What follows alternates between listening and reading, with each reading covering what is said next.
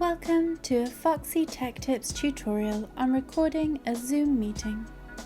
If you find this tutorial helpful, please consider subscribing to my channel and liking the video. On your Zoom dashboard, if you click on the Settings cog from the top right corner of the page, and then select Recording, you can see all of the many recording options and settings. You can choose where your recordings will be saved on your computer at the top. If you are on the free version of Zoom, you can only save to your computer. However, the paid version gives you the option to save recordings to Zoom's cloud storage. I cannot show you this option as I am using the free version. I will now show you how to record a meeting. When you are in a Zoom meeting, at the bottom of the screen there is a record button. Click on that to start recording.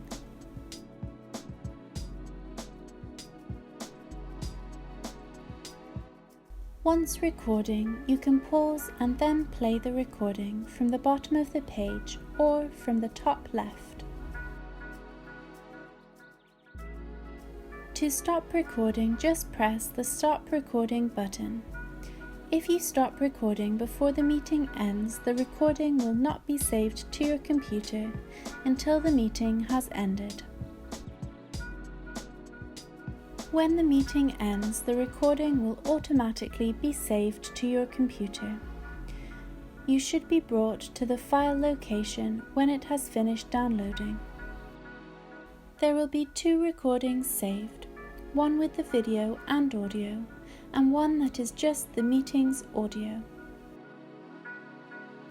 If you are not sure where the meeting has saved and need to access it at a later date, you can find it on the Zoom app.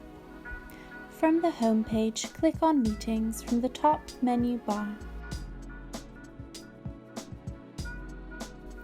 On the left of that page, click on the Recorded button.